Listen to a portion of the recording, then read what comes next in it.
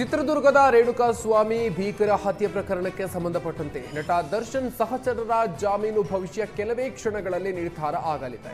5 ಆರೋಪಿಗಳ ಜಾಮೀನನ್ನ ರದ್ದುಗೊಳಿಸುವಂತೆ ಕೋರಿ ಪ್ರಾಸಿಕ್ಯೂಷನ್ ಸಲ್ಲಿಸಿದ ಅರ್ಜಿ ವಿಚಾರಣೆ ಮುಕ್ತಾಯಗೊಂಡಿದೆ. ಕೆಲವೇ ಕ್ಷಣಗಳಲ್ಲಿ ಆದೇಶ ಪ್ರಕಟ ಆಗುತ್ತೆ.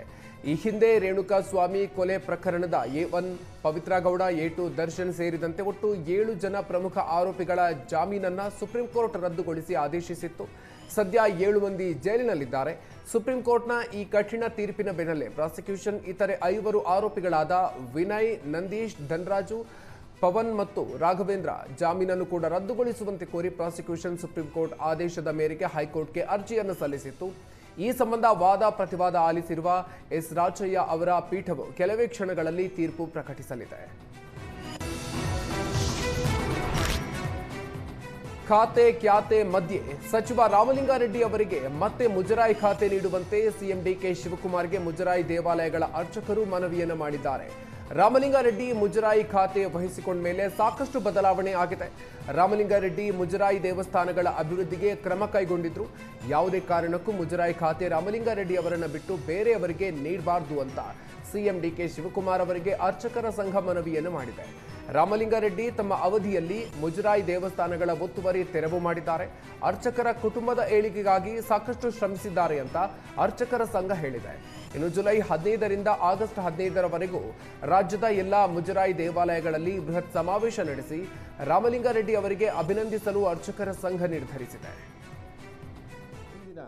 ಮುಜರಾಯಿ ಸಚಿವರಿಂದ ನಮ್ಗೆ ಸಿಕ್ಕಿದ ರಾಮಲಿಂಗಾರೆಡ್ಡಿ ಅವರಿಂದ ಮತ್ತೆ ಅವ್ರನ್ನೇ ಮಾಡಬೇಕು ಅನ್ನೋದು ನಮ್ಮ ಉದ್ದೇಶ. ಯಾಕೆಂದರೆ ನಮಗೆ ಅವ್ರ ಮೇಲೆ ಇರ್ತಕ್ಕಂಥ ವಿಶ್ವಾಸ ಅಥವಾ ನಂಬಿಕೆ ಒಂದು ಅಭಿಮಾನ. ಸೊ ಹಾಗಾಗಿ ನಮ್ಮ ಹತ್ರ ಎಲ್ಲಾದರೂ ಚೆನ್ನಾಗೇ ಪಳಗ್ತಾ ಇದ್ದರು. ನಾವು ಹೇಳಿದ್ದಕ್ಕೆ ಯಾವುದನ್ನು ಇಲ್ಲ ಅಂತಿರಲಿಲ್ಲ. ಸರ್ಕಾರದಿಂದ ಏನು ಬರುತ್ತೆ ಅನ್ನೋದನ್ನು ತಿಳ್ಕೊಂಡು ಆದಷ್ಟು ಕೂಡ ನಮಗಷ್ಟು ಸೌಲಭ್ಯಗಳನ್ನೆಲ್ಲ ನಮ್ಮ ಅರ್ಚಕ ಬಂಧುಗಳು ಕೊಟ್ಟಿದ್ದಾರೆ. ಸತ್ಯ ನಾವು ಕೇಳಿದ ಕೆಲವು ಡಿಮ್ಯಾಂಡ್ಗಳನ್ನೆಲ್ಲನೂ ಕೂಡ ಅವರು ಮಾಡಿಕೊಟ್ಟಿದ್ದಾರೆ ಆನ್ ಸ್ಪಾಟ್. ಅದರಲ್ಲಿ ಕಾಶಿ ಯಾತ್ರೆ ಇರ್ಬೋದು, ಆಮೇಲೆ ಸ್ಕಾಲರ್ಶಿಪ್ ಇರ್ಬೋದು, ಆಮೇಲೆ ವೈದ್ಯಕೀಯ ವೆಚ್ಚ ಇರ್ಬೋದು. ಅದಲ್ದಿರಾನೆ ಅಕಸ್ಮಾತ್ ಯಾರಾದ್ರೂ ಮೃತ್ಯು ಹೊಂದಿದ್ರೆ ಅರ್ಚಕರು ಅವ್ರಿಗೆ 2 ಲಕ್ಷ ರೂಪಾಯಿ ಐತೆ. ಈ ರೀತಿ ಎಲ್ಲನೂ ಕೂಡ ಮಾಡಿಕೊಟ್ಟಿದ್ದಾರೆ. ಹಾಗಾಗಿ ಪ್ರಧಾನಿ ನರೇಂದ್ರ ಮೋದಿ ಅವರ ಸರ್ಕಾರಕ್ಕೆ 12 ವರ್ಷಗಳು ತುಂಬಿವೆ. ಈ ಹಿನ್ನೆಲೆಯಲ್ಲಿ ಇವತ್ತು ರಾಜ್ಯಾದ್ಯಂತ ದೇವಸ್ಥಾನಗಳಲ್ಲಿ ಮೋದಿಯವರ ಆಯಸ್ಸು ಆರೋಗ್ಯ ವೃದ್ಧಿಗಾಗಿ ಬಿಜೆಪಿ ವಿಶೇಷ ಪೂಜೆಯನ್ನು ನೆರವೇರಿಸಿದೆ. ಇನ್ನು ವಿಧಾನಸೌಧದಲ್ಲಿರುವ ಅರಳಿ ಮುನೇಶ್ವರ ದೇವಸ್ಥಾನದಲ್ಲಿ ವಿಪಕ್ಷ ನಾಯಕ ಆರ್ ಅಶೋಕ್ ಪೂಜೆಯನ್ನು ಸಲ್ಲಿಸಿದ್ದಾರೆ. ಪ್ರಧಾನಿ ಮೋದಿ ಹೆಸರಲ್ಲಿ ಅರ್ಚನೆ ಮಾಡಿಸಿದ ಆರ್ ಅಶೋಕ್ ಆಯಸ್ಸು ಆರೋಗ್ಯ ವೃದ್ಧಿಗಾಗಿ ಪ್ರಾರ್ಥನೆಯನ್ನು ಸಲ್ಲಿಸಿದರು.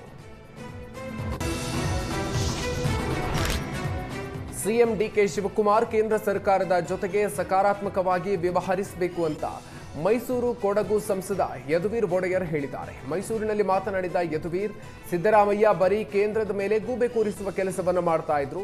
ನೂತನ ಸಿಎಂ ಡಿಕೆ ಶಿವಕುಮಾರ್ ಅವರಾದರೂ ಸಕಾರಾತ್ಮಕವಾಗಿ ಸ್ಪಂದಿಸಬೇಕು ಅಂತ ಮನವಿಯನ್ನು ಮಾಡಿದ್ರು. ಸಿದ್ದರಾಮಯ್ಯ ಅವರು ಜಿಎಸ್ಟಿ ಮಂಡಳಿಯ ಸಭೆಯಲ್ಲಿ ಭಾಗಿಯಾಗಿಲ್ಲ. ಕಾವೇರಿ ಜಲ ವಿವಾದದ ವಿಚಾರದಲ್ಲೂ ಕೂಡ ಚಕಾರ ಎತ್ತಲಿಲ್ಲ ಅಂತ ಯದುವೀರ್ ಆಕ್ರೋಶವನ್ನು ಹೊರಹಾಕಿದ್ರು. ಮೇಕೆದಾಟು ಯೋಜನೆ ವಿಚಾರದಲ್ಲಿ ತಮಿಳುನಾಡು ಸಿಎಂ ವಿಜಯ್ ಪ್ರಧಾನಿ ಮೋದಿಯವರನ್ನ ಭೇಟಿ ಮಾಡಿ ಮಾತುಕತೆ ನಡೆಸಿದ್ದಾರೆ.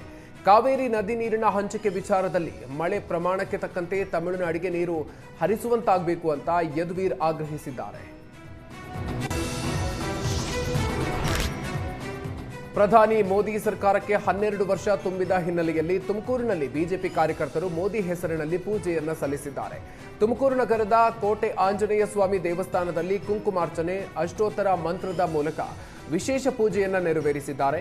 ಗರ್ಭಗುಡಿಯಲ್ಲಿ ಪ್ರಧಾನಿ ನರೇಂದ್ರ ಮೋದಿಯವರ ಫೋಟೋ ಇಟ್ಟು ಪೂಜೆಯನ್ನು ಸಲ್ಲಿಸಲಾಯಿತು. ಈ ವೇಳೆ ತುಮಕೂರು ನಗರ ಶಾಸಕ ಜ್ಯೋತಿ ಗಣೇಶ್, ಬಿಜೆಪಿ ಜಿಲ್ಲಾಧ್ಯಕ್ಷ ಹೆಬಾಕ ರವಿ ಸೇರಿದಂತೆ 100 ಕಾರ್ಯಕರ್ತರು ಉಪಸ್ಥಿತರಿದ್ದರು.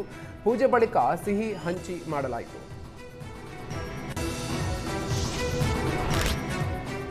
ಪ್ರಧಾನಿ ಮೋದಿಯವರ ಸರ್ಕಾರಕ್ಕೆ 12 ವರ್ಷ ತುಂಬಿದ ಹಿನ್ನೆಲೆ ಹಾಗೂ ಭಾರತದ ಸುದೀರ್ಘ ಪ್ರಧಾನಿಯನ್ನು ಹೆಗ್ಗಳಿಕೆಗೆ ಮೋದಿ ಪಾತ್ರರಾದ ಕಾರಣ ಮೈಸೂರಿನಲ್ಲಿ ಬಿಜೆಪಿಗರು ಸಂಭ್ರಮಾಚರಣೆ ನಡೆಸಿದ್ದಾರೆ. ಶಾಸಕ ಶ್ರೀವತ್ಸ ನೇತೃತ್ವದಲ್ಲಿ ಬಿಜೆಪಿ ನಾಯಕರು ಅಭಿನಂದನಾ ಜಾಥಾವನ್ನು ನಡೆಸಿದರು. ಅಗ್ರಹಾರ ವೃತ್ತದಿಂದ 101 ಗಣಪತಿ ದೇಗುಲದವರೆಗೂ ಅಭಿನಂದನಾ ಜಾಥಾ ನಡೆಸಲಾಗಿದ್ದು, ಬಳಿಕ ಗಣಪತಿಗೆ ವಿಶೇಷ ಪೂಜೆಯನ್ನು ಸಲ್ಲಿಸಲಾಗಿದೆ. ಪ್ರಧಾನಿ ಮೋದಿಯವರ ಹೆಸರಲ್ಲಿ ಅರ್ಚನೆ ನಡೆಸಿ ಆಯಸ್ಸು ಆರೋಗ್ಯ ವೃದ್ಧಿಗಾಗಿ ಪ್ರಾರ್ಥನೆ ಸಲ್ಲಿಕೆ ಮಾಡಿದರು. ಭಾರತದ ಸುದೀರ್ಘ ಅವಧಿಯ ಪ್ರಧಾನಿಯಾಗಿ ನರೇಂದ್ರ ಮೋದಿ ಹೊಸ ದಾಖಲೆ ಬರೆದಿದ್ದಾರೆ. ಈ ಹಿನ್ನೆಲೆ ಗದಗ ನಗರದ ಐತಿಹಾಸಿಕ ಶ್ರೀ ವೀರನಾರಾಯಣ ದೇವಸ್ಥಾನದಲ್ಲಿ ಬಿಜೆಪಿ ನಾಯಕರು ವಿಶೇಷ ಪೂಜೆಯನ್ನ ಸಲ್ಲಿಸಿದ್ದಾರೆ. ಹಾವೇರಿ ಸಂಸದ ಬಸವರಾಜ ಬೊಮ್ಮಾಯಿ ಅವರ ನೇತೃತ್ವದಲ್ಲಿ ವೀರನಾರಾಯಣನಿಗೆ ಆರತಿಯನ್ನು ಬೆಳಗಿ ವಿಶೇಷ ಪೂಜೆಯನ್ನು ಸಲ್ಲಿಸಲಾಯಿತು. ಮಾಜಿ ಸಚಿವ ಸಿಸಿ ಪಾಟೀಲ್, ಪರಿಷತ್ ಸದಸ್ಯ ಎಸ್ವಿ ಸಂಕನೂರು, ಬಿಜೆಪಿ ಮುಖಂಡ ಭರತ್ ಬೊಮ್ಮಾಯಿ ಉಪಸ್ಥಿತರಿದ್ದರು.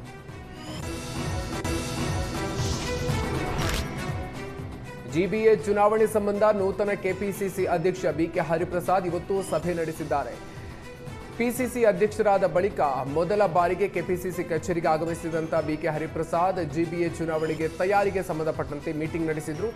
ಇನ್ನು ಕಚೇರಿಗೆ ಬಂದ ಬಿಕೆ ಹರಿಪ್ರಸಾದ್ ಅವರಿಗೆ ಕೆಪಿಸಿಸಿ ಕಾರ್ಯಾಧ್ಯಕ್ಷ ಜಿಸಿ ಚಂದ್ರಶೇಖರ್, ಸಲೀಂ ಅಹ್ಮದ್ ಸ್ವಾಗತವನ್ನು ಕೋರಿದ್ರು. ಬಳಿಕ ಜಿಬಿಎ ಚುನಾವಣಾ ವೀಕ್ಷಕರ ಜೊತೆಗೆ ಬಿಕೆ ಹರಿಪ್ರಸಾದ್ ಸಭೆಯನ್ನ ನಡೆಸಿದ್ದಾರೆ. ಸಭೆಯಲ್ಲಿ ಮಾಜಿ ಸಚಿವ ಜಮೀರ್ ಅಹ್ಮದ್, ಶಾಸಕ ಬೇಳೂರು ಗೋಪಾಲಕೃಷ್ಣ, ಎಂಎಲ್ಸಿ ನಸೀರ್ ಅಹ್ಮದ್, ಸಲೀಂ ಅಹ್ಮದ್, ರಾಜ್ಯಸಭಾ ಸದಸ್ಯ ಜಿಸಿ ಚಂದ್ರಶೇಖರ್ ಭಾಗಿಯಾಗಿದ್ದರು. ಸಂಪುಟ ವಿಸ್ತರಣೆಯ ಸಂದರ್ಭದಲ್ಲಿ ನನಗೆ ಸಚಿವ ಸ್ಥಾನ ನೀಡಲೇಬೇಕು ಅಂತ ಇಂಡಿ ಶಾಸಕ ಯಶವಂತರಾಯಗೌಡ ಪಾಟೀಲ್ ಒತ್ತಾಯಿಸಿದ್ದಾರೆ. 2023ರ ಚುನಾವಣೆ ಪೂರ್ವದಲ್ಲಿ ನನಗೆ ಸಚಿವ ಸ್ಥಾನ ನೀಡೋದಾಗಿ ಸುರ್ಜೇವಾಲಾ, ಸಿದ್ದರಾಮಯ್ಯ, ಡಿಕೆ ಶಿವಕುಮಾರ್ ಭರವಸೆ ನೀಡಿದ್ರು.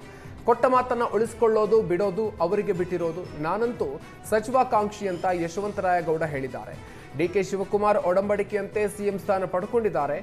ಅದೇ ರೀತಿ ನನಗೆ ಕೊಟ್ಟ ಮಾತಿನಂತೆ ಸಚಿವ ಸ್ಥಾನ ನೀಡಬೇಕು ಅಂತ ಯಶವಂತರಾಯಗೌಡ ಹೇಳಿದ್ದಾರೆ.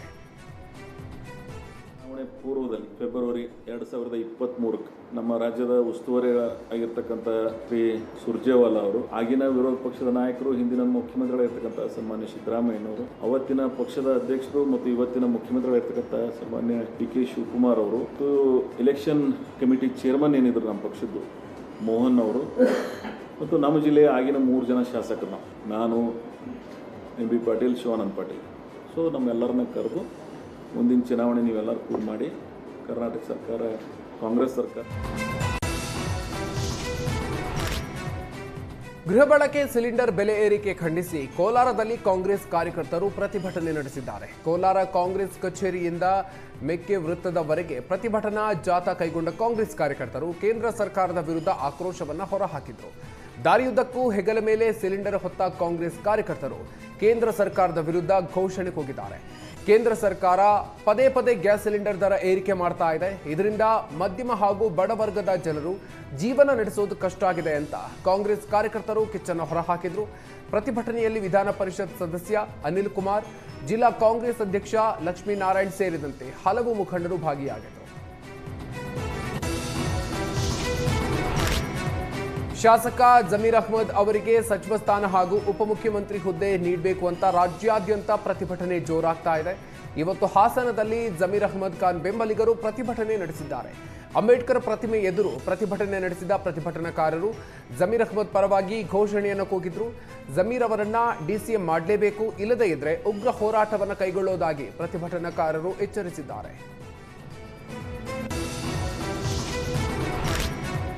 ಶಾಸಕ ಜಮೀರ್ ಅಹ್ಮದ್ ಖಾನ್ಗೆ ಡಿಸಿಎಂ ಸ್ಥಾನ ನೀಡಬೇಕು ಅಂತ ಬಾಗಲಕೋಟೆಯಲ್ಲೂ ಕೂಡ ಪ್ರತಿಭಟನೆ ನಡೆಸಲಾಗಿದೆ. ನಗರದ ಬಸವೇಶ್ವರ ವೃತ್ತದಲ್ಲಿ ಮುಸ್ಲಿಂ ಸಮುದಾಯ ಪ್ರತಿಭಟನೆಯನ್ನು ನಡೆಸಿದೆ.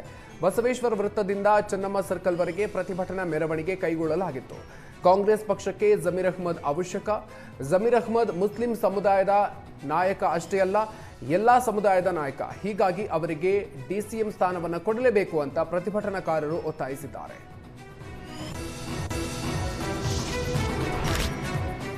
ಚಾರ್ಮಾಡಿ ಘಾಟಿಯಲ್ಲಿ ಕಾಡಾನೆಗಳ ಬಳಿಕ ಚಿರತೆಯ ಉಪಟಳ ಶುರುವಾಗಿದೆ. ಚಾರ್ಮಾಡಿ ಘಾಟಿಯ ತಿರುವೊಂದರಲ್ಲಿ ಬೇಟೆಗೆ ಹೊಂಚು ಹಾಕಿ ಕೂತಿದ್ದ ಚಿರತೆಯ ದೃಶ್ಯ ಪ್ರವಾಸಿಗರ ಕ್ಯಾಮೆರಾ ಕಣ್ಣಲ್ಲಿ ಸೆರೆಯಾಗಿದೆ. ಚಾರ್ಮಾಡಿ ಘಾಟಿಯಲ್ಲಿ ನೂರಾರು ಪ್ರವಾಸಿಗರು ಬೈಕ್ನಲ್ಲಿ ಸಂಚರಿಸುತ್ತಾರೆ.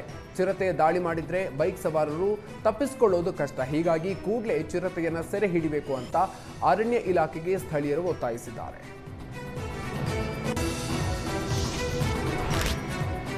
ಬೆಳಗಾವಿ ಜಿಲ್ಲೆ ರಾಯಭಾಗ ಪಟ್ಟಣದಲ್ಲಿ ಮಳೆರಾಯ ಅಬ್ಬರಿಸಿ ಬೊಬ್ಬಿರುತ್ತಿದ್ದಾನೆ. ವರುಣಾರ್ಭಟಕ್ಕೆ ಪಟ್ಟಣದ ಸರ್ಕಾರಿ ಶಾಲಾ ಆವರಣದಲ್ಲಿ ಮಳೆ ನೀರು ನಿಂತು ಇಡೀ ಆವರಣ ಹಾಗೂ ಆಟದ ಮೈದಾನ ಕೆಸರು ಗದ್ದೆಯಂತಾಗಿದೆ. ಇದರಿಂದಾಗಿ ಶಾಲೆಗೆ ತೆರಳುವುದಕ್ಕೆ ಸಾಧ್ಯ ಆಗದೆ ವಿದ್ಯಾರ್ಥಿಗಳು ಪರದಾಟವನ್ನು ನಡೆಸಿದ್ದಾರೆ. ಪ್ರತಿ ವರ್ಷ ಮಳೆಗಾಲ ಬಂದಾಗ ಶಾಲೆಯ ಆವರಣ ಸಂಪೂರ್ಣವಾಗಿ ಜಲಾವೃತಗೊಂಡು ಕೆಸರು ಗದ್ದೆಯಂತಾಗಿ ಮಾರ್ಪಡುತ್ತೆ.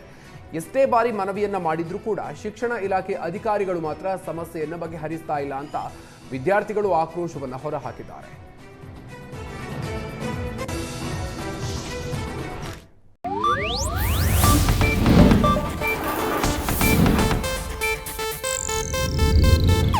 ಇದು ಏಷ್ಯಾನೆಟ್ ನ್ಯೂಸ್ ನೆಟ್ವರ್ಕ್ ಪ್ರಸ್ತುತಿ.